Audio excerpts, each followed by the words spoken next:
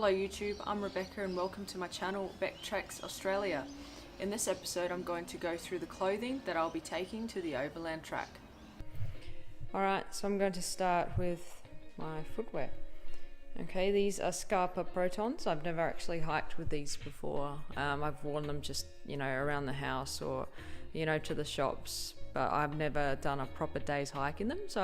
But look, they're trail runners, and I've found I've never had a problem with a set of sneakers or trail runners before, so I don't expect blisters to be a problem. I'm still going to wear 2 socks, an inner sock and then my regular sock, just to see how that goes, and then I can reduce that back down to 1 layer of sock if I do not get blisters. Because I've never gone hiking without blisters before, but that is because I've also worn boots. So on the Overland Track, they actually recommend you to wear boots. I'll make another video about that some other time, but basically it is one hell of a myth and that you should be wearing boots to do any hiking trail. There are pros and cons to shoes and boots, but again, that's for another video. So my preference, or for this first time, I'm going to be wearing trail runners on a hike as opposed to boots, which always kill my feet. So that's the Scarpa Protons. Okay, so on my feet I'm going to have an inner layer pair of socks which haven't actually arrived. I've bought them online, so I'm going to wait for them to arrive, but it's nothing exciting, it's just a really thin pair of socks. So what I have here are Darn Tough socks I bought online from Massdrop. That's a good website, massdrop.com. Recommend it. I got 4 pairs for about 50 or 60 Australian dollars. So 2 pairs for myself, 2 pairs for my partner. They're really thin. These are the Micro Cruise, so perfect for a sneaker. They don't come up too high and they're not cut too low where you're going to get pieces of dirt and twigs and stuff flying into your socks. So very light cushion. It's just a very light breathable sock. Darn tough. They should not break on me. So I'll see how that goes. So that's what I will be hiking with. Moving on, I have gaiters. These are what I used on the Bibbleman. They are the most fashionable piece of kit I have. Not really. Nobody likes gaiters. They look hideous, and people seem to think you look like a hardcore, full-on hiker, and you just want everyone to see that, and you're showing off. That's not the case, but people sort of get that impression when they see gaiters. These are great for your own safety if you are, hiking in snake country, which is basically almost all the time in Australia. So definitely recommend them for snake protection, but I found that if you're walking through prickles, thorns, scratchy bushes, or you got to do a bit of bushwhacking, you are certainly not going to regret having these. So Gaiters, Cedar Summit Gaiters. I didn't get the fully massive ones. You can get bigger ones than that. You can get smaller ones too, but heck, I figured if I'm going to wear a gaiter, I might as well make it a significant one anyway. Now, I'm just going to talk about another set of socks I have here. Whilst doing some research online, or maybe not research, but just I got bored looking at stuff online, I found waterproof socks. And I thought, yeah, right, like a set of socks could be waterproof. These are. I put these on and I put my foot in a tub of water, a bathtub of water. And yeah, my feet didn't get wet. The outer layer of socks did, but the internal layer didn't. There's a waterproof, obviously a layer in there to prevent it from water getting through, but that also means that water or sweat doesn't get out. So I did go for a small walk with the dog with these on, and my foot was saturated. But I'm going to take these on the Overland. My reasoning... Hello, Mr. Mako, he's come and join me again. Hello. My reasoning for taking some waterproof socks is on the Overland could very well be snowy or might get some icy slush, and it might be very cold and very wet. And because my shoes are breathable, they don't have a Gore-Tex layer, I figured if I take some waterproof socks, that might just keep my feet that little extra warm, for in the event I do have extremely cold days where I may be walking in sort of icy slush or snow, or if it's just really cold and I want to keep my feet dry. So that's what I'm taking them for. Just one pair of them, one pair of them. So that's all I take is one pair of socks. I'd then have camp socks, which I don't actually have here right now, but just a regular pair of Explorers just to wear at night time to keep my feet warm, because you do lose a lot of heat through your feet. Moving on, this is my buff. I've never actually hiked with a buff. I bought it in the summer and found that this thing is shit to wear any time in the summer. Anytime it is hot, do not wear it because it is just gross to wear. So in the winter, this would be great to keep your neck warm, or just to keep the sun off your neck if you are not too hot, not in a not on a hot day. Basically, it's a nice cool day. Definitely wear this, or it can just be something to cover up your hair if you're worried about it getting all crappy whilst hiking, because you may not have a brush to brush your hair with. So it is a good way to hide your hair, or good to just keep your neck warm, something good to sleep in. You can wear it as a balaclava, bandana, neck warmer. You just look at the Buff website, you can do a lot with it. So I find that's pretty cool. So that's my Buff. I got the option for sun protection on my head of wearing a baseball cap or a full-on hiking hat that has lovely Legionnaire flaps. Everyone loves the old Legionnaire flaps on hats. They are great sun protection, and I have them down any day that the sun is out and full.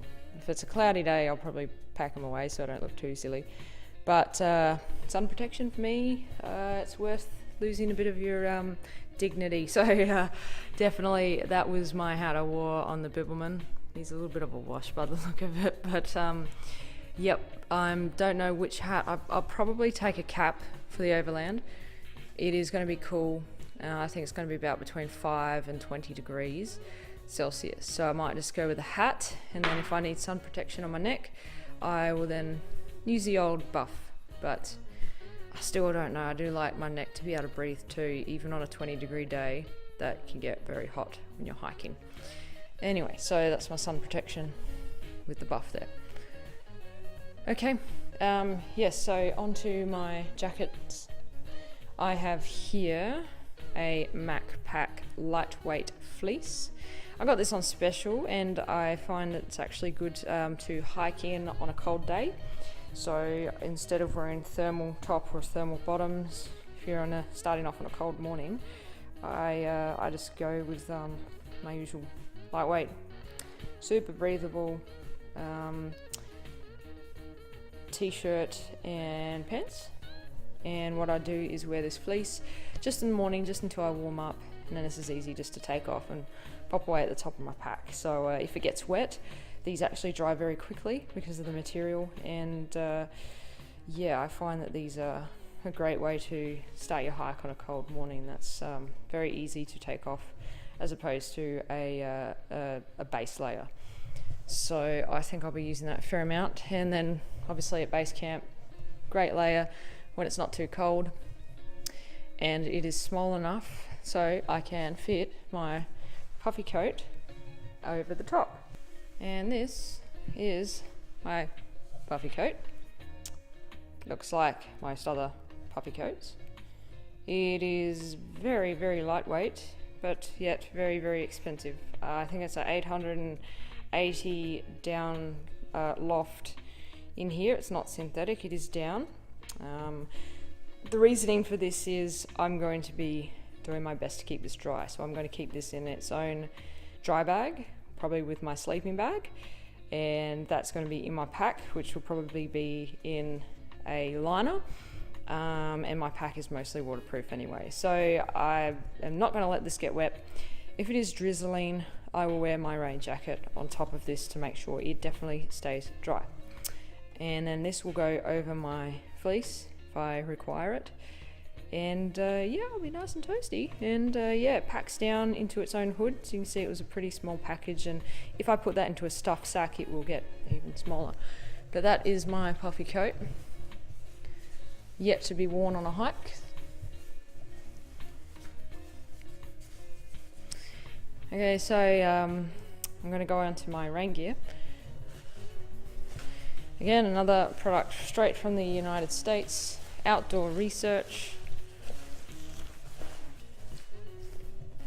The Helium 2 women's jacket.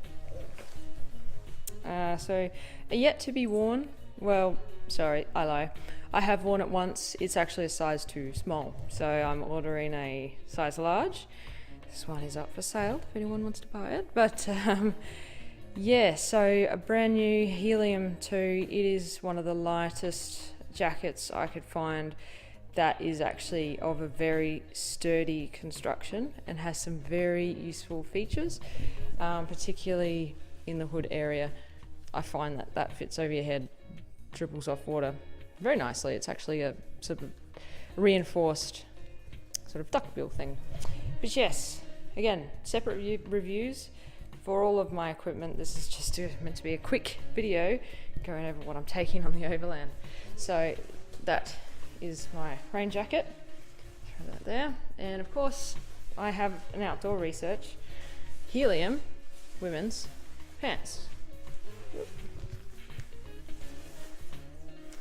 Okay, nothing special. They're just a set of rain pants. I did take a poncho on the Bibbleman. There were much regrets there. It kept my pack dry. It also kept me somewhat dry, but it was frustrating. It would always pop open. I would get wet on the sides and I would sweat, and it was just gross. Mobility's decreased. You can't use your hiking poles with it. It was just garbage. So I've gone back to the rain pants, but this time the sort of ultralight rain pants. Well, lightweight. I guess ultralight would be probably no rain pants, but anyway, I like dry legs. Moving on to my base layer, which I never ever wear when I'm hiking unless it gets to sub-zero temperatures during the day, but that won't happen on the Overland. So these are my PJs, or camp clothing. Yep, basically I've had these for probably since 2012, so I've had these for quite some time, and they did me very well up skiing in Canada. So what brand are these? Mountain Equipment. So you probably can't even get these anymore, but it is a medium weight base layer, and yeah, I can't really say much more than that, but it's great. So medium weight is a good choice to go with. Definitely keeps me warm in my sleeping bag at night time, and of course I've got some pants to go with that. Moving on to what I actually wear during the day. This is a new piece of equipment for me. Usually I do wear the shirt that you see me in the videos. That was what I wore on the Bibbleman, but I'm sick of the colour, so I've gone with this nice blue Mont shirt, Polartec, quarter zip, full length long sleeve shirt, and I've worn this for a hike on a 35-degree day. And when I put it on at home at first, I thought, oh my goodness, this is going to be hot and disgusting. But as soon as I stood outside with a light breeze, I could feel that breeze go straight through the shirt. So it is very, very breathable, and I made sure that I picked a model that was completely UV resistant. So I think it's got a SF 50 plus rating. So yep, it's got also a high collar, so that goes well with the sun protection with my buff, or with my Legionnaire flaps on my bucket hat. So yep, that is what I'll be wearing on the top, just one set of them. You only need one of everything. And moving on to my pants, unfortunately something, got to be the traditional safari colour, the old tan. These are my pants, zip off, so they achieve two purposes. Obviously they are shorts, but they are also pants, so that is what I'll be wearing. Pants, long sleeve shirt, hat, shoes, gaiters. That's what I'll be wearing. I've got my layers, I've got my water protection.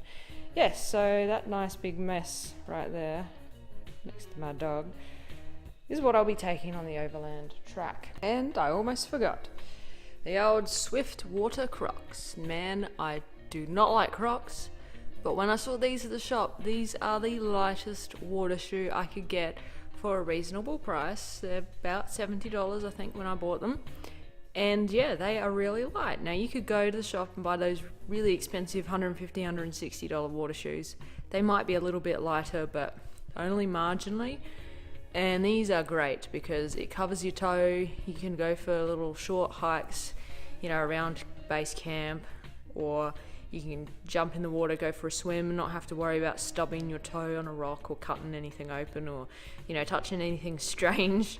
So yeah, and they're super breathable. So yeah, I think they're well worth their value. And I guess the weight of them is quite, you know, minimal as to what you get out of them. So yep, they are my Swift water Crocs. They're my camp shoe. Last part I forgot to add in was my underwear. So I usually wear ex officios. I also wear these Kathmandu, really breathable, lightweight ones. They're moisture wicking, and I think they are also made with a material that is resistant to odors.